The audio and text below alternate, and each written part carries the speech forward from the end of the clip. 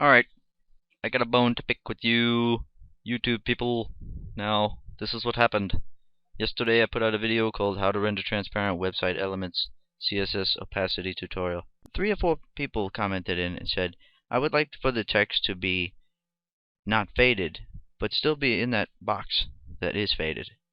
But any images or text that I put in that box, I don't want it to fade out with the box.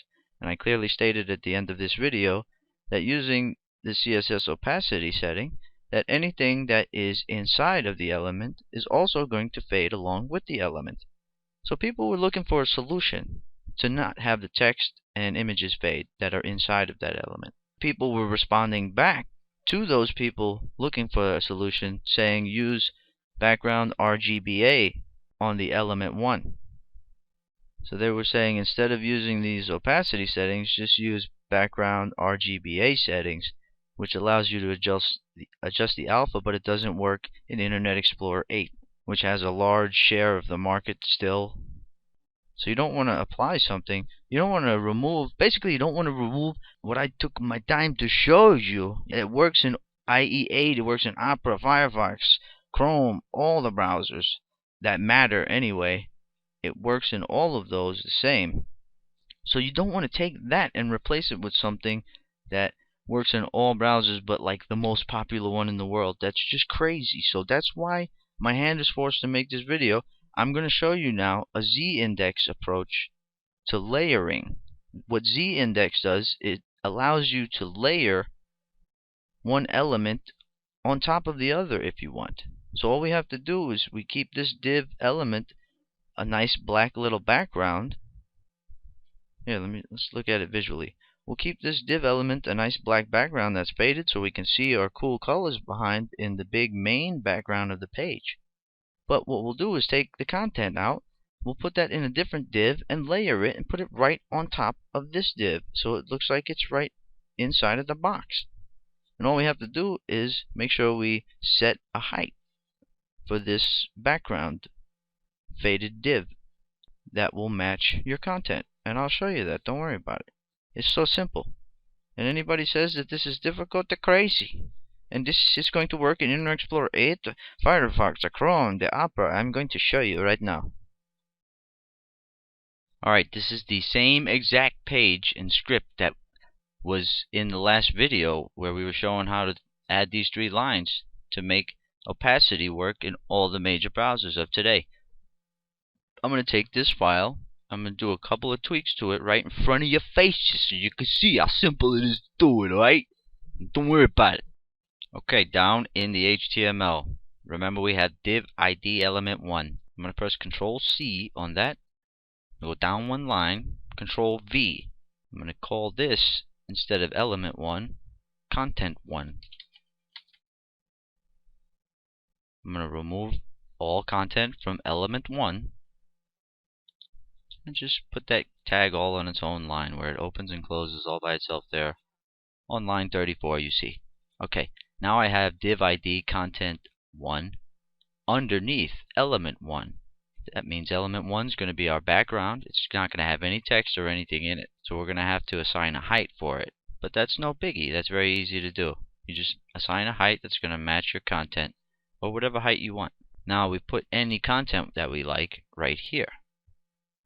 So here I'll just put a couple of, let's go into design mode in Dreamweaver here. Let's put a couple of paragraphs.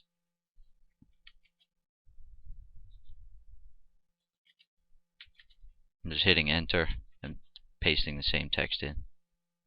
Okay, now, and don't worry about what it looks like in design view right now. You have to put some CSS for this content 1, this new content container. This is the one that's going to hold your pictures, your text, and all that stuff that you don't want to fade, but you want it to be in a faded box that has a faded background. Okay, now let's grab this element 1 CSS because it's going to be very similar. Actually, I'm going to take this code. I'm going to put it right under the body tag. That way that's a little bit separated up top for the normal stuff. And now we have our unique element 1. And now we have, I just copied and pasted that right under itself. And here's content 1. Now let's apply some positioning and z-index. So what we're going to do is make sure that in content 1 we remove the opacity settings, because we don't want those things to become faded. Padding, switch out for margin, just to make things easier. That way it has margin all the way around on all 4 sides, top, left, right, and bottom, of 24 pixels. Content 1 is going to be laying right on top of element 1. So since the elements are going to be centered, we want to make sure this one has text align of left. We want to make sure the width is a little bit smaller so it's not crouched up against the very edge or borders of your background, your element 1 background. So let's make that something like 840 so it rests inside it a little bit, nice and comfy. The color of the text inside is going to be white. That's good. Now let's just add the positioning. I'm going to add the position property and make that relative. So it's going to have relative positioning inside of the centering tag, along with this element 1, which will also have relative positioning. Well, I'm adding that to element 1, you see. And element 1, I'm going to give a z-index of, which is layering. I'm going to give this a z-index of 1, so it's on the bottom. I'm going to give content 1 the z-index of 2, so it rests above the layer, which is element 1. Now inside of element 1, you don't need any text to be white. You can remove that. Text align, you don't need that either, I don't think. The background color, the border we want. This one doesn't need a background color or a border. Content 1 is where our text and our images are going to be on its own layer, so we don't need border and background since our element 1 is serving as our faded background. It has a border, it has a background color. And let's see, padding, we want to remove the padding. There, I think that's pretty good. Now all we need is, along with the width, a height attribute or property. All we need along with the width is to add height now to element 1, which is our background. And I'm just going to make mine, I don't know, 240 pixels. And I think we're good to go. Actually, I have a lot of paragraphs there. See, so that wasn't so hard. Basically, all I did was rearrange things. Let's see, content here, I don't need text align twice. And make sure everything's cool. Margin, text align, colors white, width.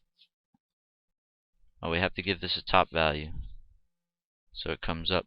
If we look at it right now, let's look at it in Chrome real quick. But all browsers right now, you'll see that this content div is underneath that one. All we have to do is set the top property. So z-index and then top.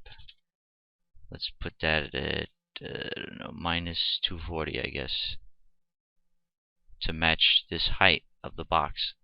So top colon minus 240 pixels. Let's see what that gives us. Press F12 if you're in Dreamweaver and you can render right out. And there you go. The only reason that took so long is because I explained every step to you, and guess what? It works in all major browsers. Alright, now let's test it in all the browsers. Okay, so now we have a faded background with content on top that is not faded at all. In Google Chrome, here's Internet Explorer. All I have to do is press refresh here. You can see it looks good in Internet Explorer. Let's go ahead and squish this up. Let's do a scroll just to make sure everything's cool when people scroll and resize the window. It's all great. That's Internet Explorer 8. So Chrome, Internet Explorer 8 looking great. Firefox, refresh. Bada bing, bada boom. Opera, refresh. Bada boom, bada bing. So there's a good solution for you. And now, if you didn't have any experience using z-index properties, now you do. So you can see all I did was simply take element 1 and remove the content from it, give it a height. and give it a z-index of 1. That means it's going to be layer 1. Then I took a new div layer and I put it right on top, z-index of 2. Give it a top property of minus whatever the height of this box is here. And it falls right into place there. So very easy. So I hope that helps clear it up, and we can stop saying crazy things about using rgba settings until everybody stops using Internet Explorer 8 at least. Or maybe somebody has scripted workarounds for using rgba in Internet Explorer 8, but I don't feel like fooling with any hacks. I'd rather just apply layering. It's very easy to use z-index. So there you go. Bye bye.